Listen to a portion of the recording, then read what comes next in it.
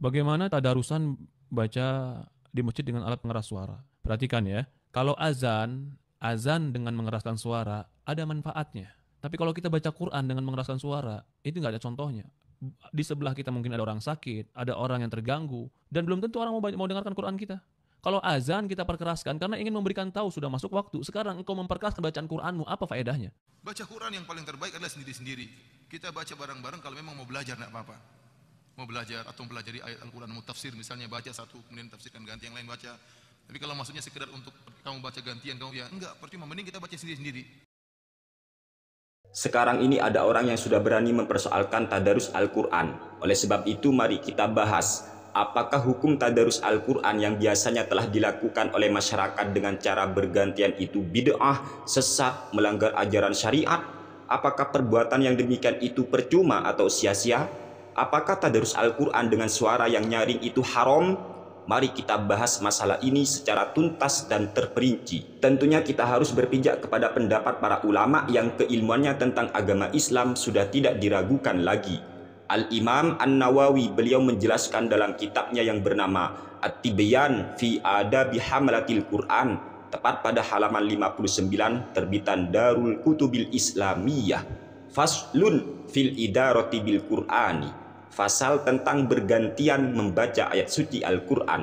Wahuwa ayyajtami'a jama'atun yaqra'u ba'duhum usyran aw juz'an aw ghaira dhalika thumma yaskutu wa yaqra'ul akharu min haitsun tahal awwalu thumma yaqra'ul akharu wa hadza jaizun hasanun. Idarah bil Quran atau bergantian ngaji Al-Quran, yaitu ada sekelompok orang berkumpul yang sebagian lagi membaca ayat suci Al-Quran 1/10 atau 1 juz atau yang lainnya, sudah entah berapa juz lah dibaca. Thumma yaskutu wa yaqra'ul akharu min haitsun tahal awwalu thumma yaqra'ul akharu wa hadza jaizun hasanun. Setelah orang tadi mengaji, baru kemudian yang lainnya membaca. Ketika sudah yang pertama selesai baca, baru yang lainnya membaca Al-Quran. Begitu teman-teman ya. Apa kata Imam An-Nawawi di sini? Wa hadza jaizun hasan.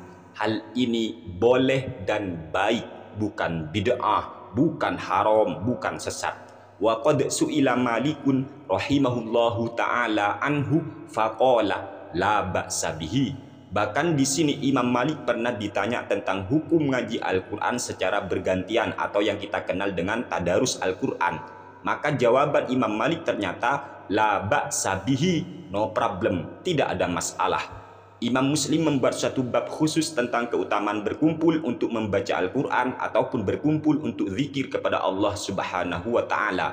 Dalam kitab Sahih Muslim, tepat pada juz kedua halaman 501 terbitan Darul Kutubil Ilmiyah Beirut, Babu fadlil ijtima'i ala tilawatil Qur'ani wa ala dzikri.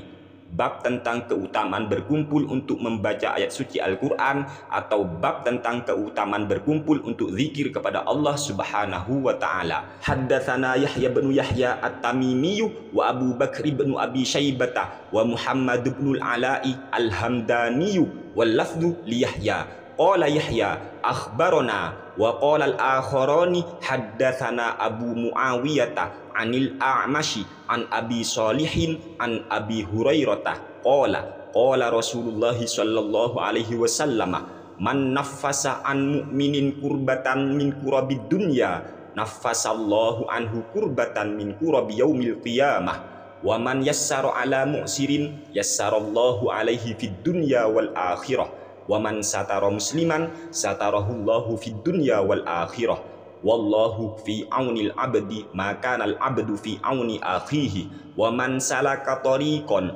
yaltamisu fihi ilman sahhalallahu lahu bihi tariqan ilal jannati wa majtama'a qaumun fi baitin min buyutillahi yatluna kitaballahi wa yatadarasunahu bainahum illa nazalat alaihimus sakinatu wa ghasyiyatuhumur rahmatu wa haffathumul malaikatu wa dzakarahumullahu fi man indahu wa man batta'a bihi amaluhu lam yusri' bihi nasabuhu.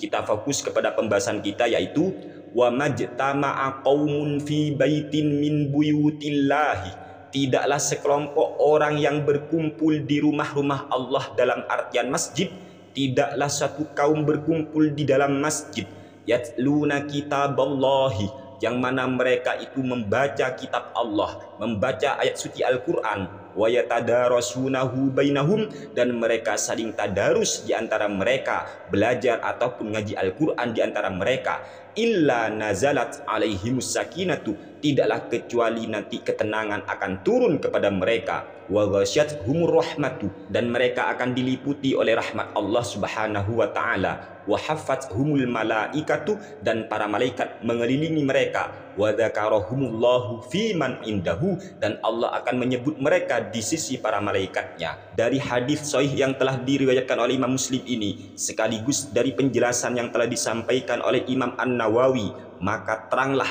jelaslah bagi kita bahwa hukum tadarus Al-Quran itu boleh, bahkan bagi pelakunya insya Allah akan mendapat pahala yang besar dari Allah Subhanahu wa taala. Tapi biasanya orang-orang yang suka menyalahkan amaliyah masyarakat itu akan berkata, ngaji Al-Quran itu memang boleh, namun haram hukumnya membaca Al-Quran dengan suara yang nyaring karena bisa mengganggu orang lain. Begitulah biasanya mereka itu yang berteriak-teriak menyalahkan masyarakat. Maka kami akan jawab kepada mereka, orang yang merasa terganggu dengan lantunan ayat suci Al-Quran itu otaknya perlu diperiksa ke rumah sakit jiwa. Bagaimana mungkin seorang mukmin akan merasa terganggu dan tersakiti oleh lantunan ayat suci Al-Quran yang merupakan firman Tuhannya sendiri, sedangkan dirinya merasa baik-baik saja ketika mendengar bunyi knalpot, bunyi sound system pernikahan dan lain-lain? Sungguh ini aneh sekali bagi orang yang masih berpikir waras. Seharusnya orang itu marah karena mendengar bunyi mulut para sutat-sutat wahabinya yang isi pembicaraannya ngaur dan terkadang melakukan kedustaan atas nama para ulama, senang menyalahkan amaliyah orang lain yang jelas-jelas memiliki dalil yang tak terbantahkan. Seharusnya orang itu marah kepada para sutat-sutat wahabi tersebut, bukan merasa tersakiti oleh lantunan ayat suci Al-Quran. Kalau mereka masih ngotot mana dalilnya menyaringkan bacaan Al-Quran, maka jawabannya buka dalam kitab Al-Azkar karya Imam An-Nawawi tepat pada halaman 100 terbitan Maktabatu Imaratillah. Faslun ja'at atharun bi fadilati raf'i syauti bil qiraati wa atharun bi fadilatil israri. Fasal tentang ada beberapa asar tentang keutamaan menyaringkan bacaan Al-Quran dan beberapa asar tentang keutamaan melirihkan bacaan Al-Quran. Qolal ulama'u wal jam'u bainahuma annal israra ab'adu minar riya'i fahuwa afdalu fi haqqi man yakhafu dzalika. Para ulama berkata, untuk mengkompromikan asar tadi, ada yang menyaringkan Al-Quran, ada yang melirihkan. Maka di sini ada penjelasan bahwa annal israra ab'adu minar riya'i, melirihkan bacaan Al-Quran itu lebih jauh daripada sifat riya. Fahuwa afdalu fi haqqi man yakhafu dzalika. Maka ketika orang itu takut riya dengan menyaringkan bacaan Al-Quran, maka lebih utama bagi orang tadi yang takut riya agar melirihkan bacaan Al-Qurannya. Fa illam yakhafir riya'ah, tapi kalau orang itu tidak takut riya, fal jahru afdalu, maka menyaringkan bacaan Al-Quran lebih utama baginya. Bisyarti alla yu'dhiya ghairahu min musallin aw na'imin aw ghairihima, dengan syarat tidak menyakiti orang lain, baik orang itu sedang sholat atau sedang tidur dan semacamnya. Namun persoalannya adalah, siapa kira-kira orang yang merasa tersakiti mendengar lantunan ayat suci Al-Quran? Siapa sih? Ya kecuali ngajinya di tengah malam, speakernya nyaring banget. Lah baru itu teman-teman. Tapi kan gak seperti itu di masyarakat.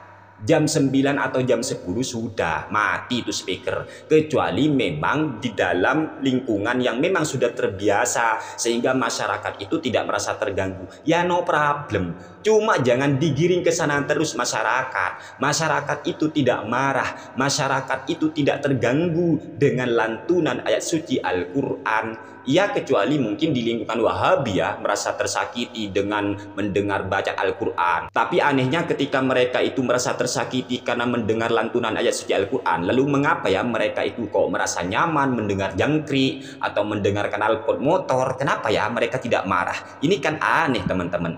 Wa dalilu fadilatil jahri annal amala fihi akbaru. Dalil tentang keutamaan menyaringkan bacaan Al-Quran yaitu amal menyaringkan itu lebih besar, pahalanya lebih besar. Wali annahu yata'adda naf'uhu ila ghairihi, dan menyaringkan bacaan Al-Quran itu nanti manfaatnya bisa merembet ke orang lain. Wali annahu yuqidhu qalbal qari, dan mengaji Al-Quran dengan suara yang nyaring itu bisa menyadarkan hati pembacanya, bisa membangunkan hati pembacanya. Wa yajma'u hammahu ilal fikri, dan mengumpulkan konsentrasinya untuk merenung. Wa yasrifu sam'ahu ilaihi, dan bisa mengerahkan pendengarannya untuk mendengar bacaan Al-Qur'annya. Wali annahu yatrudun naumah, dan menyaringkan ngaji Al-Quran itu bisa mengusir rasa ngantuk. Wa yazidu fin nasyati, dan bisa menambah semangat. Wa yuqidhu ghairahu min naimin wa ghafilin, dan bisa membangunkan orang tidur dan membangkitkan ataupun membangunkan hati orang yang lalai untuk ngaji Al-Quran. Wa yunasyituhu, dan bisa membuat semangat. Famata hadarahu syai'un min hadhihi niyyati fal jahru afdalu, maka apabila salah satu niat ini yang muncul dalam hati seseorang, ingin semangat ngaji Al-Quran, ingin berbagi lantunan ayat suci Al-Quran, ingin menyadarkan orang lain, maka ini lebih utama dinyaringkan bacaan Al-Qur'annya. Dalam kitab Sahihul Bukhari tepat pada juz ke-9 halaman 121 nomor hadis 7405, haddatsana Umar bin Hafsin haddatsana Abi haddatsana Al-A'masyu sami'tu Aba Shalihin an Abi Hurairah radhiyallahu anhu qala an-nabiyyu sallallahu alaihi wasallam yaqulullahu ta'ala ana inda dhanni abdi bi wa ana ma'ahu idza dzakarani fa in dzakarani fi nafsihi dzakartuhu fi nafsi wa in dzakarani fi mala'in dzakartuhu fi mala'in khairin minhum. Nabi Muhammad sallallahu alaihi wasallam bersabda, Allah Subhanahu wa taala berfirman, ini berarti hadis qudsi. Allah berfirman, ana inda dhanni abdi bi, aku itu tergantung kepada prasangka hambaku tentang aku. Wa ana ma'ahu idza dzakarani, aku bersamanya ketika ia mengingat diriku. Fa in dzakarani fi nafsihi dzakartuhu fi nafsi, apabila dia atau si hamba mengingatku dalam dirinya, aku pun ingat dia dalam diriku. Wa in dzakarani fi mala'in, namun apabila dia si hamba mengingat diriku di perkumpulan orang banyak, dzakartuhu fi mala'in khairin minhum, maka aku pun akan menyebut dirinya di perkumpulan makhluk yang lebih baik daripada mereka, maksudnya malaikat. Seorang ulama Syafi'iyah yang sangat terkemuka, yaitu Imam Ibnu Hajar Al-Haytami, beliau menjelaskan dalam kitabnya yang bernama Al-Fatawal Fiqhiyah Al-Kubra, tepat pada juz pertama halaman 176 terbitan Al-Maktabatul Islamiyah. Wa su'ila radhiyallahu anhu amma tadahu sufiyatu min aqdi hilaqi dzikri wal jahri bihi fil masajidi hal fihi karahatun fa ajaba biqaulihi la karahata fihi. Imam Ibnu Hajar Al-Haytami radhiyallahu anhu, beliau pernah mendapat pertanyaan tentang hukum tradisi kaum sufi. Mereka biasanya mengadakan hilaqah dzikir ataupun mengeraskan suara dzikirnya di dalam masjid. Apakah hal tersebut terdapat kemakruhan? Maka jawaban Imam Ibnu Hajar Al-Haytami, fa ajaba biqaulihi la karahata fihi, hal itu tidak ada kemakruhan sama sekali. Artinya boleh menyaringkan bacaan zikir, boleh. Wa qad jama'ah baina ahaditsa iqtadat talabal jahri nahwa wa in dzakarani fi mala'in dzakartuhu fi mala'in khairin minhum, rawahul Bukhari. Walladzi fil mala'i la yakunu illa an jahrin. Dan beliau mengkompromikan beberapa hadis. Yang pertama, hadis itu ada yang menunjukkan tolabal jahri, yaitu ada tuntunan untuk menyaringkan bacaan zikir ataupun ngaji Quran dan semacamnya. Contoh dalam hadis, wa in dzakarani fi mala'in dzakartuhu fi mala'in khairin minhum, jika si hamba itu mengingat diriku, kata Allah, di perkumpulan orang banyak, maka aku pun akan menyebut dirinya di perkumpulan yang lebih baik daripada mereka, dalam artian di perkumpulan para malaikat. Rawahul Bukhari, hadis ini diriwayatkan oleh Imam Al-Bukhari. Walladzi fil mala'i la yakunu illa an jahrin, yang namanya di perkumpulan tiada lain tiada bukan berarti zikirnya nyaring. Wa kadza hilaku dzikri wa tawaful malaikati biha wa ma fiha minal ahadithi fa inna dzalika kullahu innama yakunu fil jahri bidzikri. Begitu juga dengan halaqah zikir ataupun tawafnya malaikat di sana ataupun yang semacamnya dari beberapa hadis Nabi, semua itu menunjukkan innama yakunu fil jahri bidzikri, yaitu menyaringkan bacaan zikir. Ini menurut para ulama, bukan menurut kami. Poinnya adalah tadarus Al-Quran itu boleh saja, bahkan mendapat pahala besar dari Allah Subhanahu wa Ta'ala berdasarkan hadis, berdasarkan keterangan para ulama. Bukan bid'ah, bukan sesat, dikit-dikit mengganggu orang, dikit-dikit menyakiti orang. Apa sih? Iya, kalau orang atau lingkungan itu alergi mendengar bacaan Al-Quran, ya baru dilarang. Tapi di masyarakat itu sudah terbiasa, Pak, ya, mendengarkan bacaan Al-Quran itu enak, adem, hati tenang. Apalagi di bulan suci Ramadan, saya rasa hanya setan yang merasa terganggu mendengar bacaan ayat suci Al-Quran itu. Ya kecuali ketika kita mengaji Al-Quran dengan suara nyaring itu menggunakan speaker dengan nyaring sekali sehingga mengganggu telinga di tengah malam, itu nyaring sekali, baru itu nggak boleh teman-teman ya. Kita harus juga menghargai. Tetapi ingat ya, ketika ada orang yang merasa terganggu dengan lantunan ayat suci Al-Quran menggunakan speaker yang wajar, itu ya perlu dipertanyakan otaknya. Bahkan kalau di lingkungan kami, lingkungan ahli sunnah wal jamaah, ngaji Al-Quran menggunakan speaker itu sudah biasa, tidak mengganggu, malah kami menikmati, merasa nyaman, adem, tentram, suasana menjadi indah dengan lantunan ayat suci Al-Quran. Ya kecuali terlalu nyaring sekali, begitu baru teman-teman nggak boleh. Atau kita berada di lingkungan orang-orang yang memang kepanasan kalau mendengar ayat suci Al-Quran, ya jangan nyari-nyaring begitu. Ya contohnya mungkin kalian di lingkungan orang-orang yang seperti kaum Wahabi, mungkin, tapi saya juga nggak tahu ya, apakah kaum Wahabi itu memperbolehkan atau gimana ya. Tapi yang jelas kalau di lingkungan Nahdlatul Ulama, orang-orangnya di ahli sunnah wal jamaah merasa adem nyaman ketika mendengar ayat suci Al-Quran meskipun menggunakan speaker.